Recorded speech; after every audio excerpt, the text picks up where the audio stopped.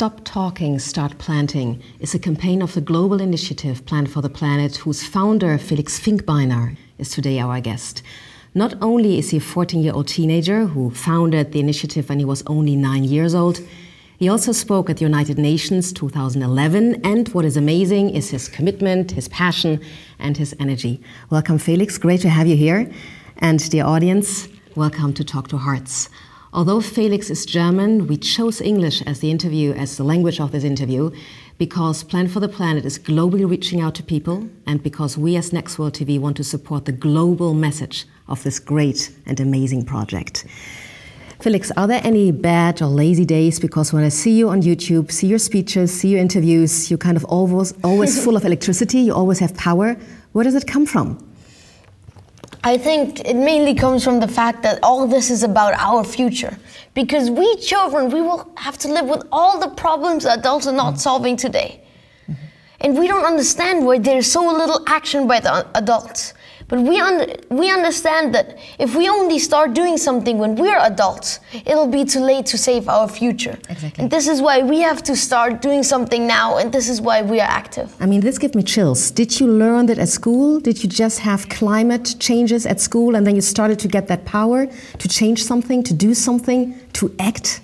Actually, it started in a class project about the climate crisis, and when we found out about it, we found out about Wangari Maathai. She's a Peace Nobel Prize laureate from Kenya, and she planted 30 million trees in 30 years. And when we heard about that, we thought we can do the same and we can get active. And since then, we are planting trees and we're active all around the world with children in 193 countries participating. So let's go back to the beginning. What is the vision of Plant for the Planet? When we started, we thought we had to save our future. And this is what it's about. It's about the climate crisis and about the poverty crisis. Today, every day we have 30,000 people, mainly children, dying of starvation every single day in an incredibly rich world. And every day we take as much carbon out of the ground, which is coal, gas, and so on, as it took 1 million days for the sun to store it there. So we have to do something for our future. Where did you get all that knowledge from?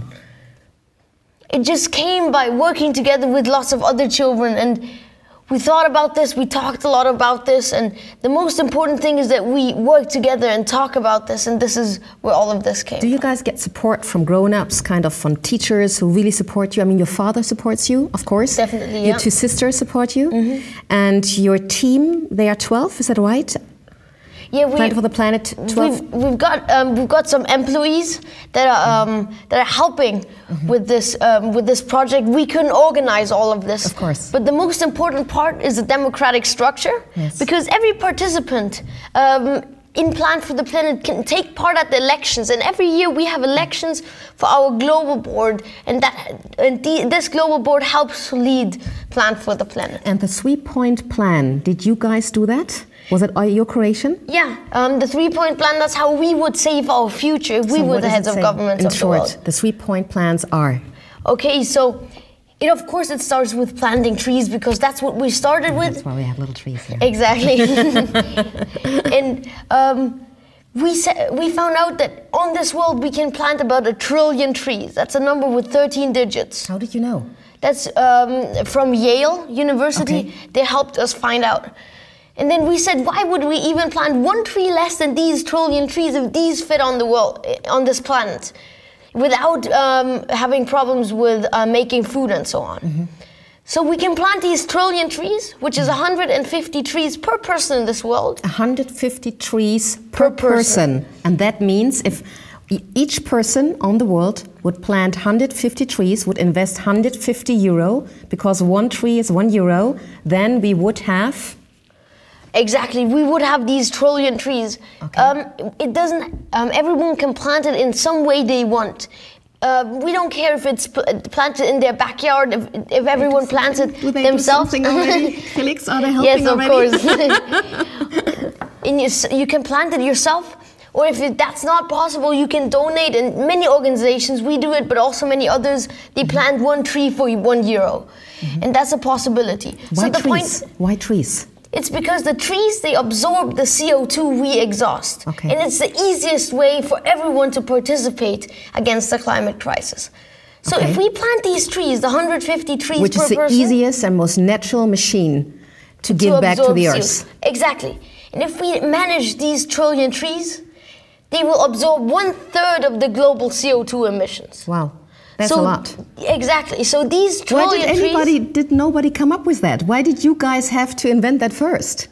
That's a good question, actually. Why there's so little action? That's what you're always saying. Doing today. There's so much money we invest against the finance crisis, but a very little amount would help to plant these trees.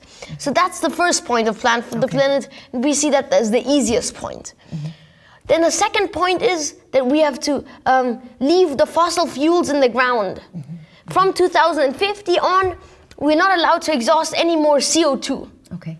And the great thing about this point is that all the technology we need for that already exists today. So we don't have to have extra research, find out more. We already have the technology. Wow. So that's the second point of the three-point plan. Yes. And the third point is that until that time, until 2050, we only have a limited amount of CO2 we can still exhaust. Okay. And this is about 1.5 tons of CO2 per person per year. Okay. Today- that means 1.5 tons, to just give an example. That's hard to say, but today one person exhausts about 6 tons in average worldwide. In Europe, it's 10 tons. 6 tons on average. 6 One tons. person. One person. In Europe, it's 10 tons. In the US, it's even 20 tons. But in average, 6 tons. And with that model, every person is allowed to exhaust 1.5 tons. Okay. And the important thing is, if someone wants to exhaust more, then they pay to the ones that exhaust less. Okay. And through this model, we can also do something against the poverty crisis. How do people, I mean, this seems to be so easy and so hands-on and so just, right in your face. Yeah. How do people react? Do they feel kind of guilty that they didn't invent it? Do they feel shocked that you guys came up with that idea? Do they find it ridiculous? No, I don't think anyone thinks of this being ridiculous. Most people want to support it and understand that we have to do it, and lots of people support this idea. I heard that your generation, if you guys won't manage to know, to don't exhaust so much and to be way more wise how you handle energy in all kind of ways, we don't manage. Have you heard that too?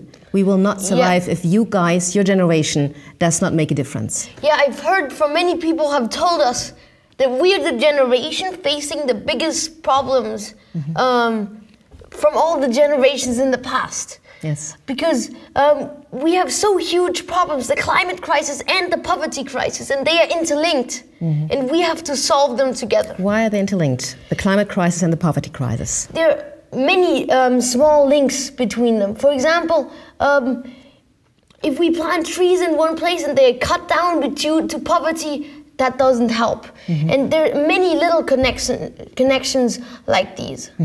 And you guys also make chocolate. Yes, that's a very interesting story. Actually, we wanted to start Can I open it and taste it? Sure. We wanted to start a project with the chocolate industry. Yes. But when we tried that, they didn't want to help us. Why? I'm not sure.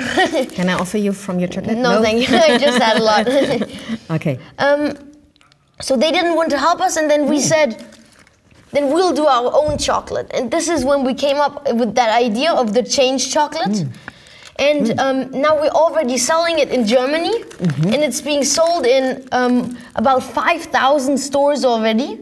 5,000 stores? 5,000 stores. And the important thing is that it's, of course, CO2 neutral, and it's fair trade. And it's yummy. It's really yummy. And also from the chocolate, 20% goes to Plant for the Planet, and it's sold for €1. So for every 5 chocolates we sell, we can plant a tree. I love that chocolate. Great. It's great. I love that. I want to buy some. Up to today, it's only sold in Germany.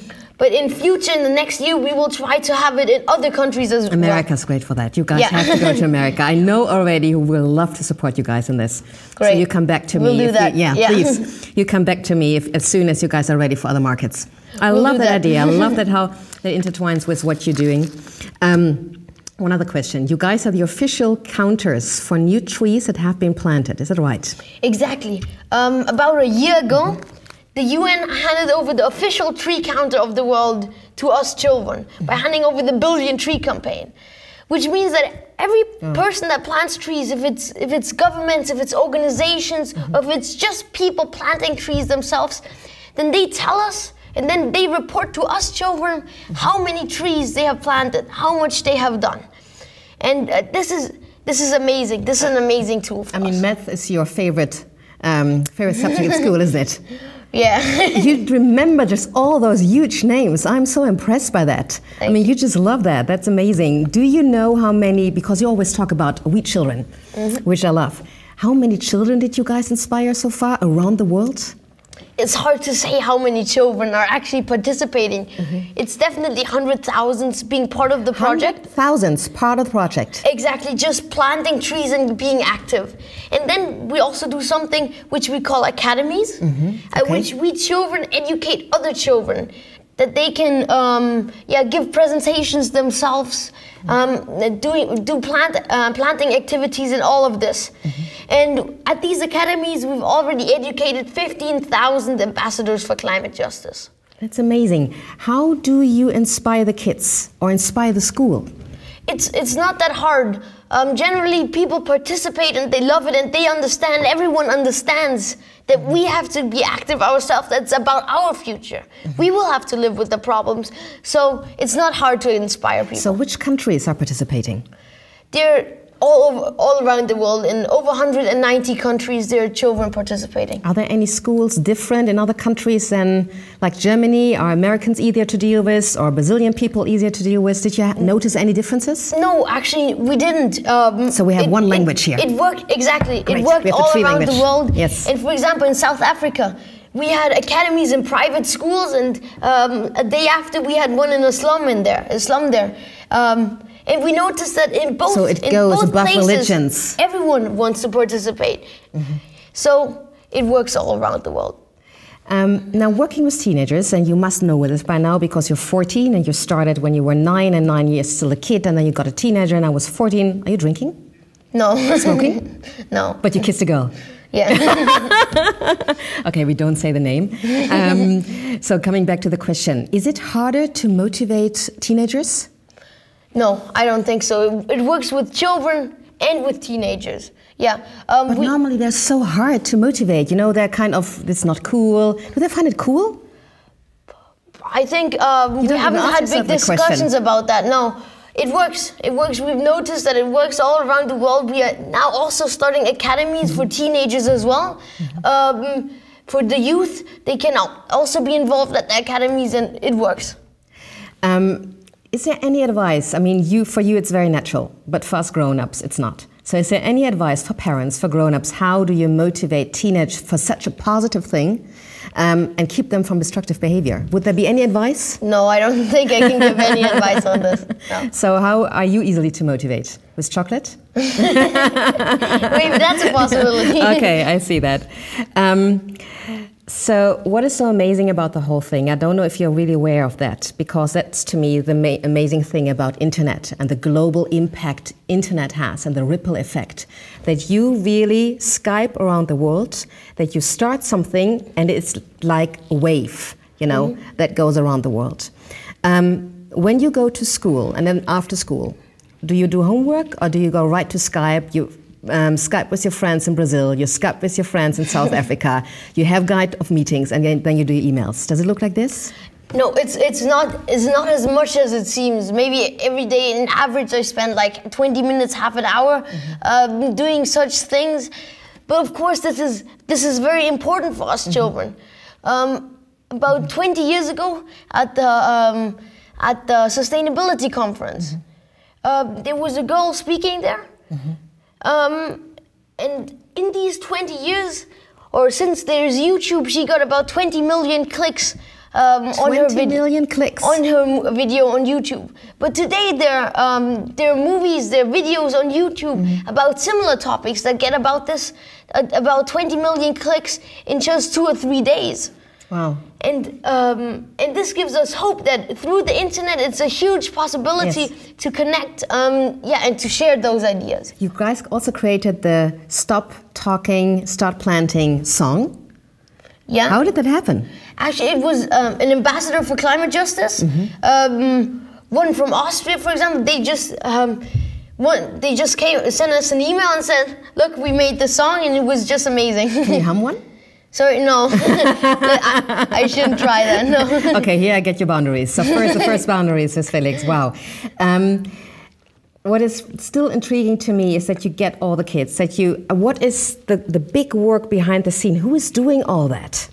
The important thing is that it's mainly local initiatives, local projects, or groups that do their own projects all around the world. But you guys are the center in Tutzingen, Starnberg, which is close to Munich. Yes, so that's the center. There's a center, but there's not much activity in the center. We support the projects all around the world, but most of the organization, everything, is done by the groups themselves. Do you guys also have like great big conferences in each country for just coming together? All the kids that do this action, they come together? Are you doing sometimes that already? in a few countries there are meetings like these, but we children don't understand the real meaning of physical meetings, because if we have to fly, this is CO2 we exhaust, and this is why if you've been asked the question a lot, yes. Yeah, we much prefer to have it over the internet. We talk, but we don't have to exhaust CO2, and we can. Yeah, that's what we try to do. Are you guys so aware about that? Are you really saying, instead of, would be so cool to meet you in Brazil, or would be so cool to hang out together, you really say, no, we want to save the planet, this is our aim, this is our intention, yes, that's so we the goal. Rather Skype. Yeah, and that has the same effect. That's so cool. I mean, that's so cool. You guys really have to. How are the industries operating with that? Do they want to be inspired by this? Because they need to travel all the time in order to have their meetings. Yeah, I haven't seen them doing the same, thinking the same way, but there are some companies that are doing their conferences over the internet, but generally maybe from other reasons. But there are also a lot of companies that support us doing these projects. Okay. Until today, and as far as I know, you guys have planted 2.6 billion trees around the world. Is that right? It was 12.6. 12.6 even. 12.6 billion. But of course not us children, but this is the official tree counter. Yes. And these are all the projects that have been done in the last 6 years. For my little mind, I'm 30 years older than you, but my brain doesn't function as fast as yours. How does that go? 12.6 billion trees around the world. Please explain it to me. How does it go? It's just people, just local organizations planting these trees. There's also one big group, which is the government of China. They have done the biggest amount. Really? China? Yes, exactly. China has planted 2.7 billion trees in 2009. So this is the biggest part. The biggest single group. Why China? Normally, China had a lot of deforestation, and they had a lot of deforestation, so they needed trees. So that's the big end. But we also have thousands and many thousands of people that sign up for planting one tree. So we've got all these pledges. Are you also working with colleges, with universities? Are they also as engaged as schools are? There's some activities from universities and colleges, but not as much. Really? Yeah, we haven't concentrated or focused on them yet. Okay. But maybe we could try someday. Yeah, please do, because I really think that the generation students, they also are great for interacting and engaging that way. Maybe, You have spoken at the United Nations. How did the idea come? It was actually quite a strange thing. We were at the conference in Japan, and on the flight back, I was sitting next to a lady, and after about 1 or 2 hours, she asked me if I was Felix, and I said yes, and we found out that she was the head of the conference of that day. Yes. And this is when she invited us to come there and to present the idea and the consultations, the 3-point plan at the United Nations. Were you nervous? Yes, of course. I was extremely nervous there. Really? What did you do for stage fright? Did anybody tell you what to do? No, there's nothing you can do, I think. But I mean, it's amazing. You said your speech was not, you didn't read your speech from a piece of paper. You didn't write it. Do you have a media trainer, or do you have a teacher, or your father's working with you? No, not much. Of course, I get a little help from a few people. I ask for help, but mainly it's not that hard. It's just ideas we have, we want to talk about, and yeah. But you know that most people have so much stage fright they wouldn't even come close to where you are. Yeah, of course, I'm also very nervous. How long was the speech? Speeches. About 10 minutes. 10 minutes. Did you practice at home, and did you like kind of pretend as if the guys were already sitting there, or did you just go on stage? No, I can't do that. I've tried that once. It just doesn't work, pretending you're talking to someone.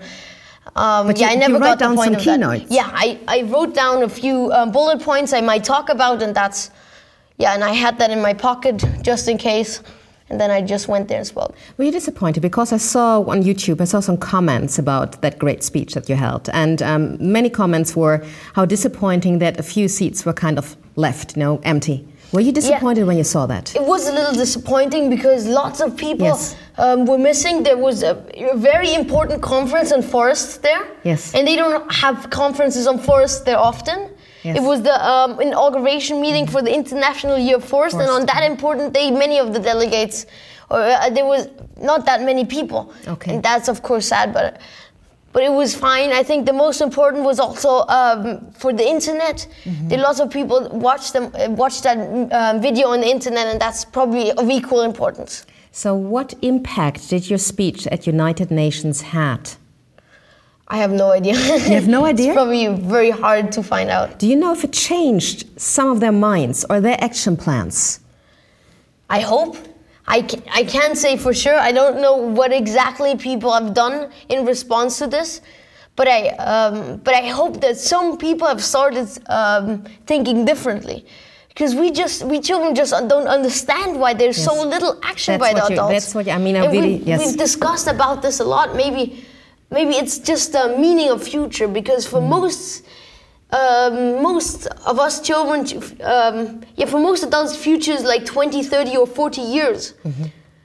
But for many of us children, 2100 might still be in our lifetime. So it's an academic question for the adults. And also your children. If if the ocean level will rise by 1, 2, 3 centimeters or 7 meters. Yes, what you always repeat is exactly what you said already, and what you said at United Nations. We do not understand why there is so little action. Exactly. What is going on in your mind, and what do you feel when you say that? Are you angry?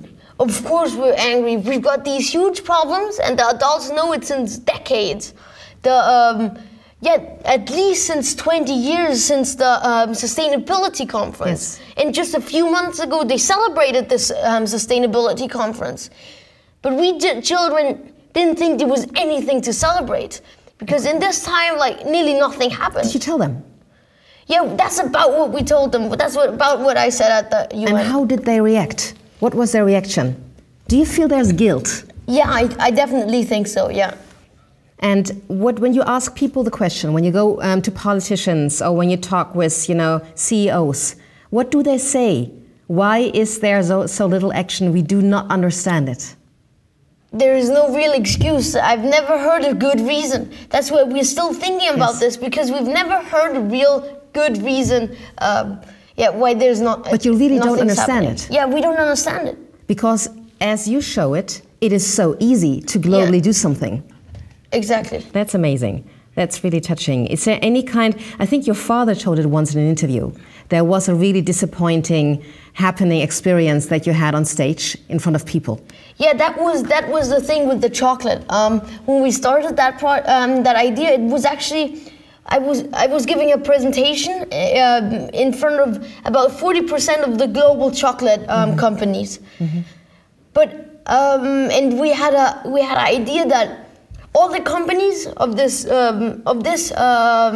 sector would give 0.01% of their turnaround to us children.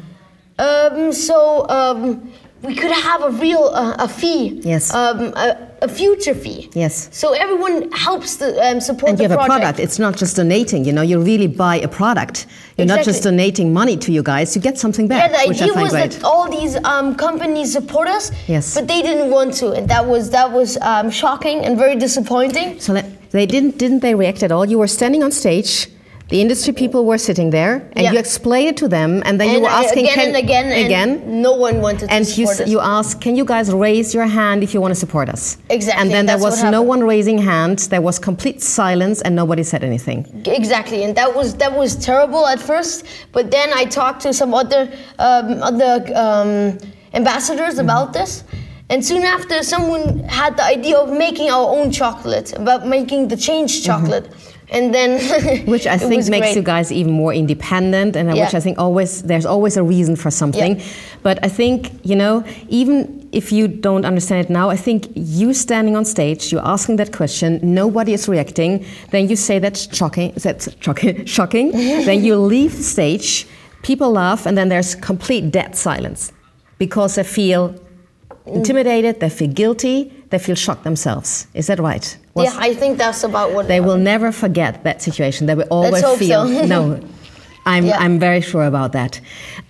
You inspire so many kids, so many teenagers. You definitely inspire us grown-ups. Great. Who inspires you? Who inspired you?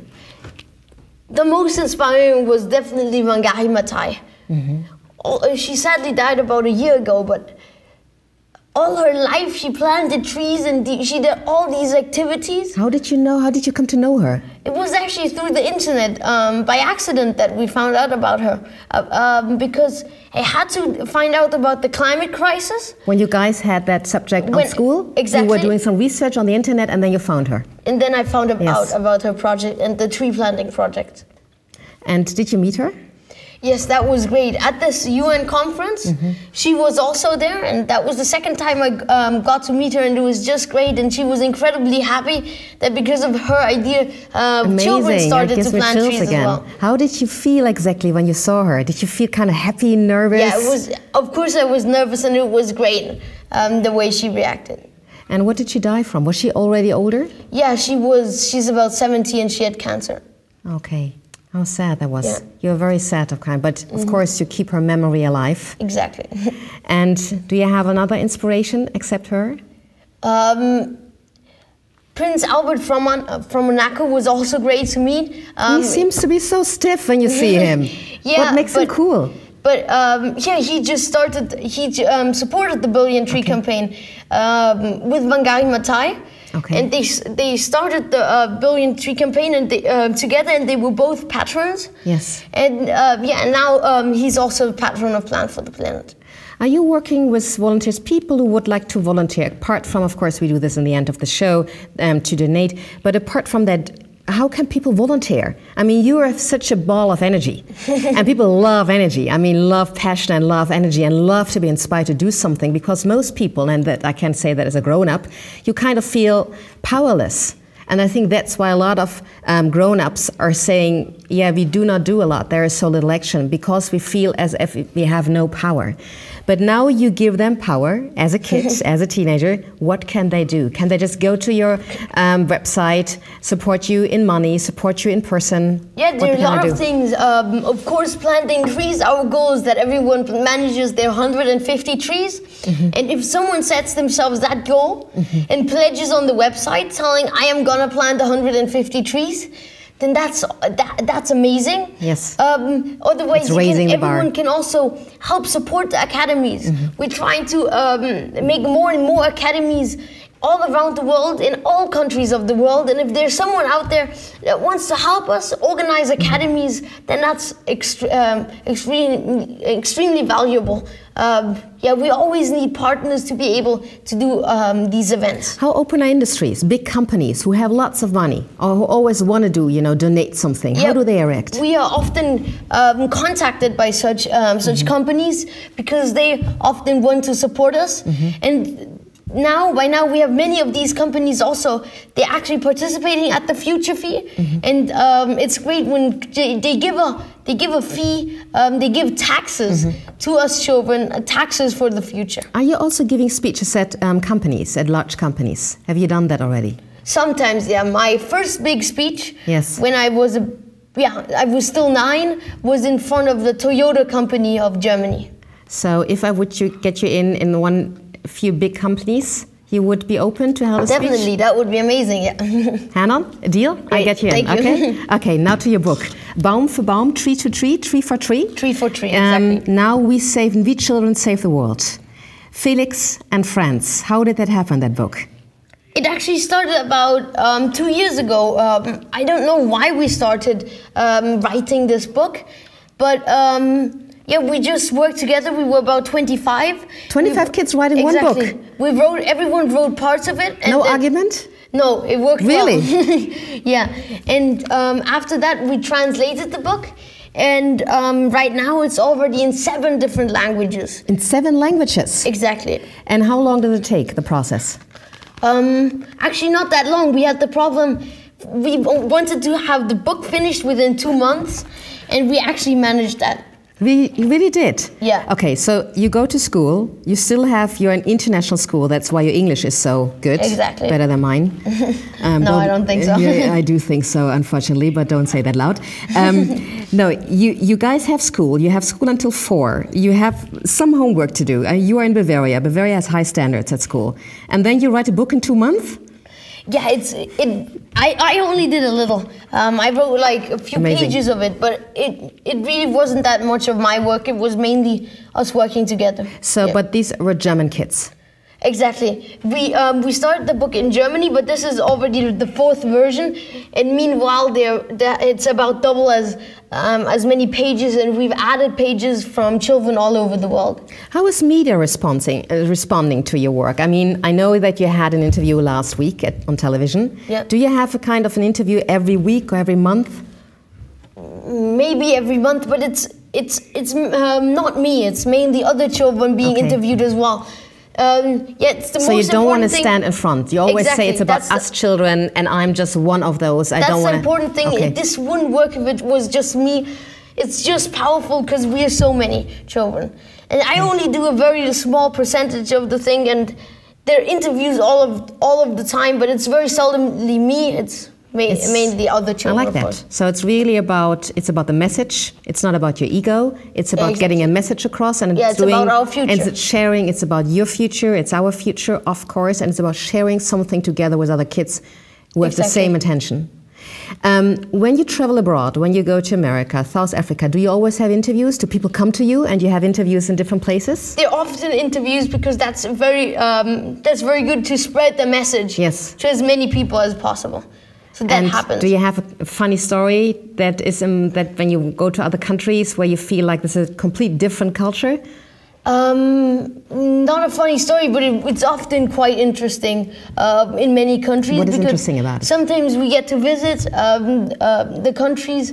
Yeah, in China, for example, we spend about 2 or 3 extra days just walking around Guilin. That's a city in the southern China. It's just amazing what we see there. So how many countries, or which countries have you seen so far for your message? There's a few countries I've visited, but I don't go to most of the countries. That's always the children in the area doing it. But I've been, for example, in China or in Japan also, and then in the US. Was there any country where you the easiest connected with the kids and the grown-ups? Sorry? Was there any country where it was the easiest, or where it was really easy, particularly easy to connect with the guys, kids and grown-ups? I don't think it's easy, and I don't think it's hard anywhere. It's easy actually all over the world. Yeah, because that's you. You're not aware that you're a people heart opener, I guess. So talking about celebrities, you were talking about Prince Albert. You also inspired Giselle Bündchen, we have here on the photo. Harrison Ford, Black Eyed Peas. What do I have? Harrison Ford, Black Eyed Peas, Prince Albert, Giselle Bündchen. Who else is there who we know? Not that many. Was there anybody particular cool, not funny, but maybe really intrigued to help you, where you felt, wow, a real commitment? Not that much from the celebrities, to be honest. I guess so. Yeah. Was she very committed? I mean, she is beautiful. Yeah. Not so much to plan for the planet, but she does a lot of projects. She works together with the UN a lot. So she's very committed and helps a lot. But did you guys try to get to George Clooney, to what is his name again? The very famous actor who was also very engaged in climate projects. Julia Roberts is very engaged, and Leonardo DiCaprio. Did you guys connect with them? Because I know that they're very... We haven't tried that, no. But how, in God's name, being a journalist, being a talker, I know how time-consuming it is to connect with those guys, even if it's just for photo, in quotes. How do you connect to them?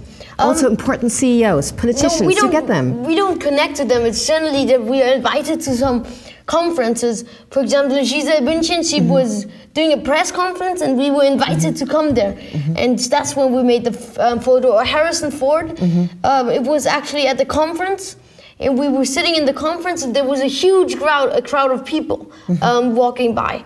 And my father said, I'm not sure who that is, but I know he's important. So we just went there and we made the photo. And after that, we asked the people around, who was that? And then we found out it was Harrison Ford. And that's how that photo came. Generally, it's not a big organization on our part. It's more you happen to bump into the people and then you grab them. Exactly. And was there any celebrity who didn't, kind of resisted and said, no, not interested? Did you guys also have that? Or are they so intimidated by all your power that they cannot say no? No, we haven't had anyone who was against the project, or against the idea. And you have the shirt. Maybe we showed it to the camera right there. It's the Plan for the Planet shirt. May you stand up just for a second? Of course I can. And so, can we buy those t-shirts? Yeah, we sell them. You can all buy them from the website and you can just order them there. How much are they? I think about €9 something. Okay, that's decent. We can do that. Do you sometimes reach limits, like I really honestly say, where you say, I'm so tired, I have my school? Are there days you feel also maybe demotivated, or don't you have them at all? No, that doesn't happen that often. Really? Because I just can't repeat the fact that it's not as much as it seems, because I don't give that many interviews, I don't give that many speeches. It's just so many children getting involved that for me it seems much more than it is. Do your sisters help? Yeah, they're also participating. And my older sister, she already also gave a lot of presentations. I've never seen her so far. I've seen your father, but your sisters are helping. Yeah, she's also, And how many people are you at Tutzingen? I think your company or the initiative is at your house, is that right? No, not anymore. Okay. Actually, about 4 years ago, I had an argument with my father because I said, we have so many people calling us all the time and we have so much work that we needed an employee to do it. And then my father said, if you can manage to get an employee to get the money, then that employee can work in our house.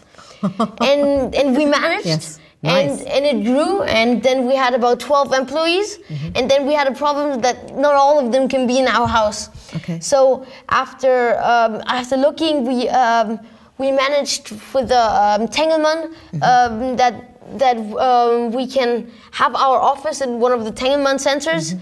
Yeah, and now we have about 17 employees working. 17? Exactly. And you were raising the money for 17 employees to be employed, is that right? Exactly. And just because your father said, if you can do this, which is a great sentence to say to kids, actually, because normally we always...